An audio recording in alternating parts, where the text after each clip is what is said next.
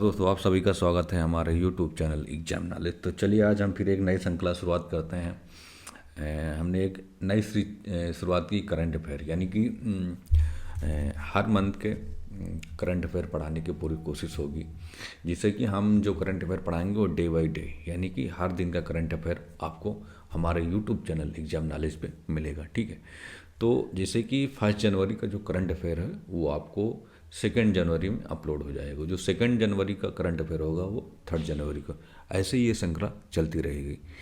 तो आप लोग ऐसे ही जुड़े रहिए और हम आगे चल के और भी बहुत सी चीज़ें हम लाने वाले हैं। तो बस आप लोगों का सपोर्ट चाहिए, प्यार चाहिए, यही हमें उम्मीद है आप लोगों से। ठीक है, तो आज जो मेरा करंट अफेयर होगा, यानी हमारा जो चैनल है वो एग्ज़ाम नॉलेज, और मेरा जो टेलीग्राम चैनल है वो एग्ज़ाम नॉलेज के नाम से है। आप जाके उसको ज्वाइन कर सकते हैं। जो भी पीडीएफ है, ऑल पीडीएफ, जो भी नोट्स वगैरह हैं, वो सारी चीज़ें आपको टेलीग्राम के माध्यम से फ्री ऑफ कॉस्ट मिल जाएंगे। ठीक है, तो हमारा जो आज का जो करंट का टॉपिक रहेगा, यानी कि 2 जनवरी। ठीक है, 2 जनवरी 2026 का करंट अफेयर रहेगा। यानी कि जो करंट अफेयर रहेगा वो वन लाइनर भी रहेगा और एमसीक्यू बेस भी रहेगा, यानी कि वन लाइनर और एमसीक्यू दोनों बेस रहेगा। और मैं आपको बता देता है कि ये बोथ लैंग्वेज में होगा, यानी कि हिंदी में भी होगा और इंग्लिश में होगा। ये मैंने इसलिए किया कि करंट एक ऐसा टॉपिक है जो हर किसी को चाहिए, इंग्लिश मीडियम वालों को भी चाहिए और हिंदी मीडियम वालों को। तो इसलिए मैंने इसको क्या किया कि बोथ लैंग्वेज में करने का पूरा प्रयास किया है। तो ये हिंदी मीडियम वाले और इंग्लिश मीडियम वाले दोनों लोग इसको आराम से देख सकते हैं, समझ सकते हैं। ठीक है, तो मेरा जो पहला क्वेश्चन होगा, सॉरी, जो पहला करंट अफेयर है, पहला जो है कि भारतीय एआई रिसर्च ऑर्गेनाइजेशन की स्थापना गांधीनगर में की गई। यानी कि जो भारतीय एआई रिसर्च की जो स्थापना है वो कहाँ की गई है?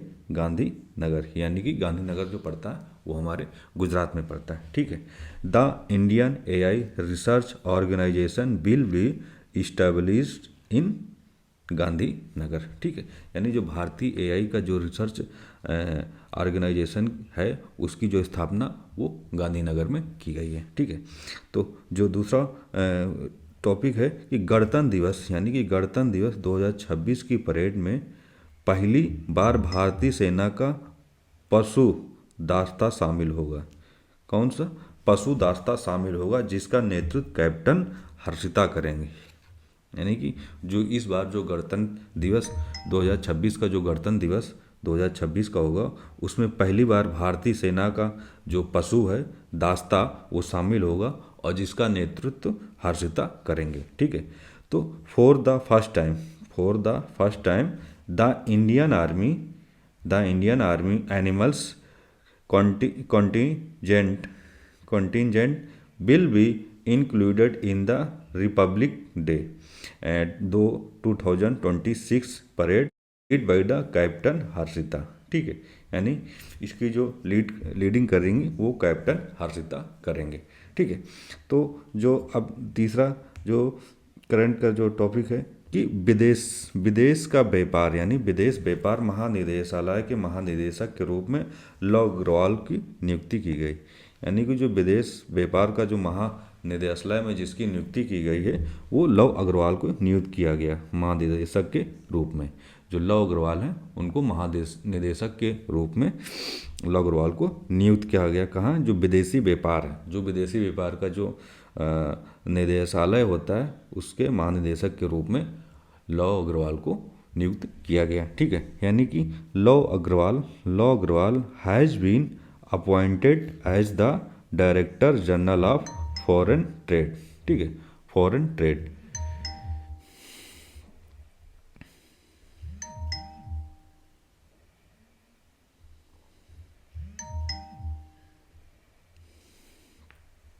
ठीक है, फॉरेन ट्रेड। अब हम बात करते हैं जो चौथा है कि आँखों की देखभाल के लिए भारतीय सेना ने दिल्ली में आई स्टेंट के साथ भारत की पहली 3D आई स्टेंट के साथ भारत की पहली 3D फ्लैक्स एक्स एंजियोग्राफी की सफलता पूर्वक की है। यानी कि जो आँखों की देखभाल करने के लिए भारतीय सेना ने दिल्ली में आई स्टेंट के साथ भारत की जो पहली 3D फ्लैक्स एक्स है वो एंजियोग्राफी के साथ सफलतापूर्वक यानी कि परफॉर्मेंस हुआ है। ठीक है, फॉर आई केयर, ठीक है, for eye care the Indian army has successfully performance India is the first 3D flex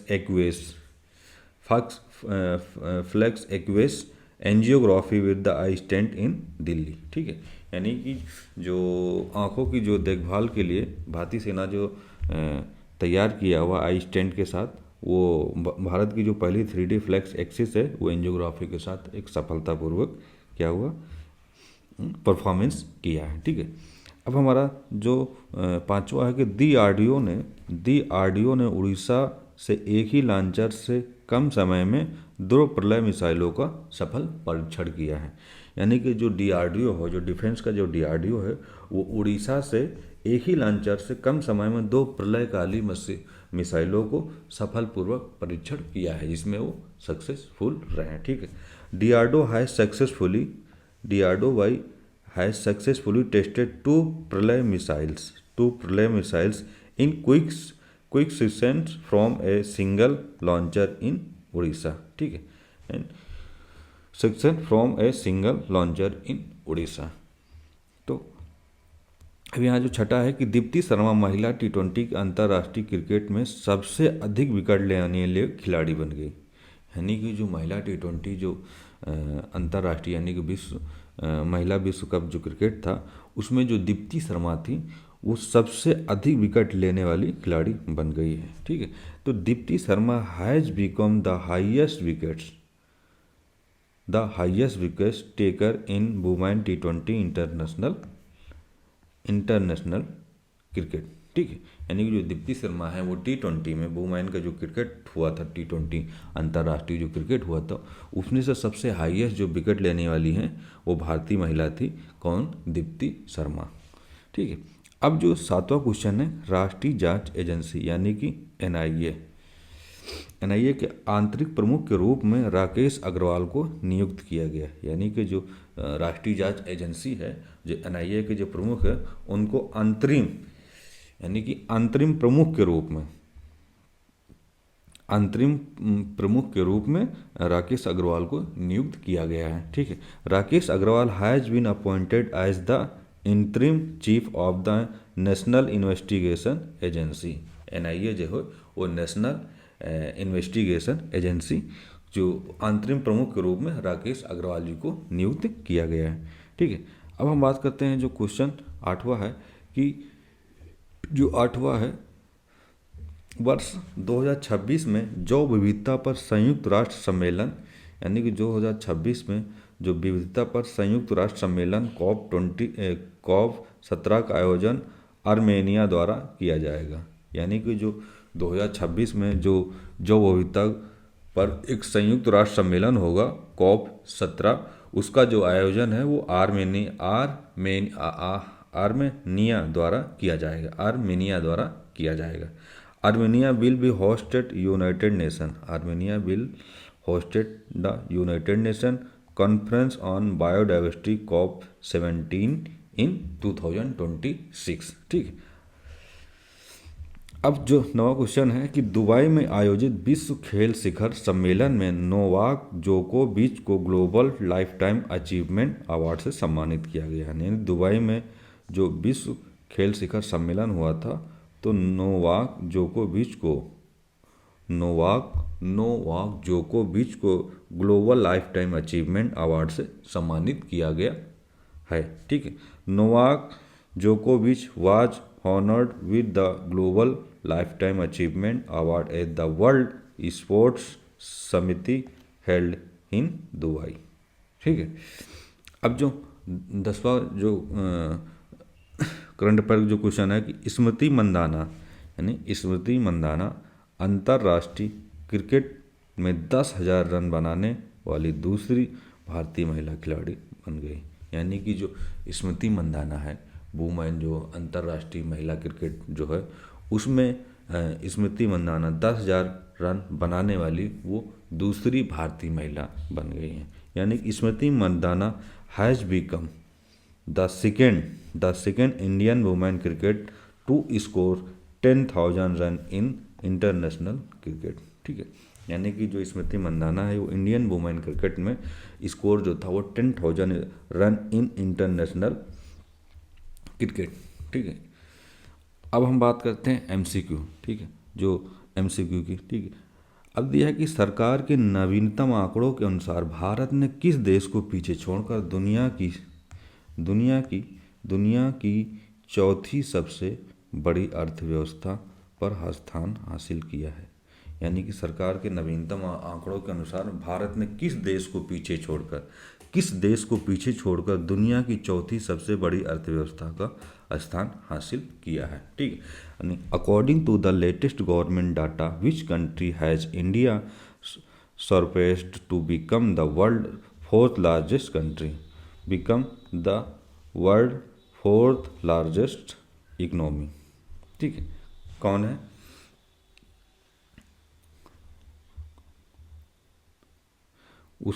इसका जो सही आंसर होगा वो होगा यानी कि बी, जापान को पीछे छोड़ दिया है।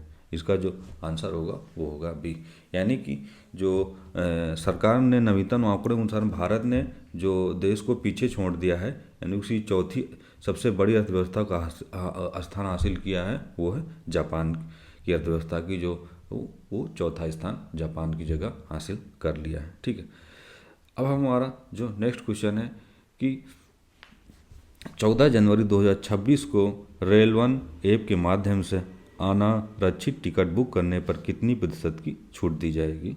यानी कि 14 जनवरी 2026 से रेल वन ऐप के माध्यम से अनारक्षित टिकट बुक करने पर कितनी प्रतिशत की छूट दी जाएगी। ठीक है, from January 14, 2026 how much discount will be given on booking unreserved ticket by the railway app.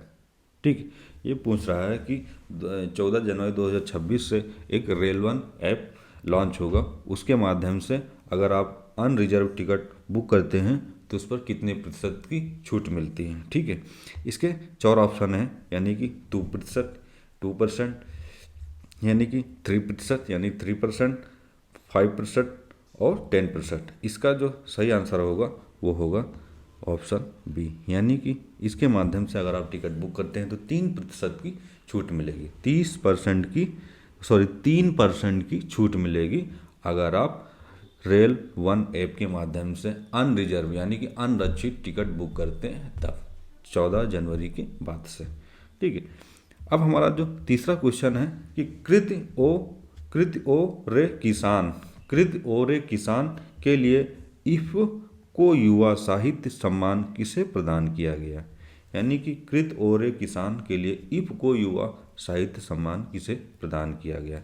Who will be awarded the IFFCO youth literature award for the work ORE Kisan. मतलब ये जो सम्मान है ये किसको दिया गया है, ये जो सम्मान है ये किसको दिया गया है। ठीक है, इसका जो सही आंसर होगा वो होगा ऑप्शन सी, यानी कि अंकिता जैन जी को ये सम्मान से सम्मानित किया गया है। कृति और किसान के लिए इफको युवा साहित्य सम्मान अंकिता जैन जी को सम्मानित किया गया है। ठीक, अब जो चौथा क्वेश्चन है कि HAL ने बेंगलोर में किस नए नागरिक हेलीकॉप्टर की पहली उड़ान सफलतापूर्वक आयोजित की। किस नए नागरिक की हेलीकॉप्टर की पहली उड़ान सफलतापूर्वक हासिल की है। ठीक है, जैसे कि which new civil helicopter maiden flight has HAL successfully conducted in Bangalore. ठीक, तो इसका जो आंसर होगा जैसे कि चेतक NG, ध्रुव NG, रुद्र और प्रचंड। इसका जो सही आंसर होगा वो होगा ऑप्शन बी, यानी कि ध्रुव NG जो है वो सक्सेसफुली उड़ान की जो सफलता है वो सक्सेसफुली आयोजित की है, ध्रुव NG। ठीक है, अब हम बात करते हैं जो पांचवा है कि राष्ट्रीय निशानेबाजी चैंपियनशिप में जूनियर महिला ट्रैप स्पर्धा का स्वर्ण पदक किसने जीता है? यानी कि जो जूनियर महिला ट्रैप स्पर्धा का जो स्वर्ण पदक है वो किसने जीता है? Who won the gold medal in junior women's trap at the national shooting championship? ठीक है, इसका जो आंसर होगा वो होगा आंसर सी, यानी कि आघा कत्याल, आध्या कत्याल जी का जो है वो स्वर्ण पदक किसने जीता? जूनियर महिला ट्रैप स्पर्धा का जो स्वर्ण पदक है वो आज्ञा कत्याल जी ने जीता है। ठीक, अब हम बात करते हैं काशी तमिल संगम 4.0 का समापन समारोह कहाँ आयोजित किया गया है? यानी जो काशी जी का जो तमिल संगम 4.0 का जो समापन है वो कहाँ पर आयोजित किया गया है? Where was the valedictory function of Kashi Tamil Sangam 4.0 held? ठीक, ये जैसे कि वाराणसी, मदुरै, तिरुचिरापल्ली और रामेश्वरम। इसका जो सही आंसर होगा वो होगा रामेश्वरम। ठीक है, option D is right answer. यानी कि जो इसका जो समापन का जो समारोह है वो कहाँ आयोजित किया गया था? वो किया गया था रामेश्वरम में। ठीक है, रामेश्वरम में। अब हम बात करते हैं नेक्स्ट जो क्वेश्चन है कि राष्ट्रीय युवा दिवस पर पीएम मोदी के साथ विकसित भारत यंग लीडर डायलॉग 2.0 कहाँ आयोजित किया जाएगा? यानी कि राष्ट्रीय युवा दिवस पर प्रधानमंत्री मोदी के साथ विकसित भारत यानी कि यंग लीडर डायलॉग 2.0 कहाँ आयोजित किया जाएगा? ये सबसे महत्वपूर्ण क्वेश्चन है जो आप लोगों को याद करने की और अपने नोट में लिखने की ज़रूरत है। यानी कि where will the develop India young leader dialogue 2.0 with PM Modi be held on national youth day? मतलब किस दिन और कहाँ पे इसका आयोजन किया जाएगा? इसका जो आयोजन होगा वो होगा ऑप्शन बी, भारत मंडपम नई दिल्ली।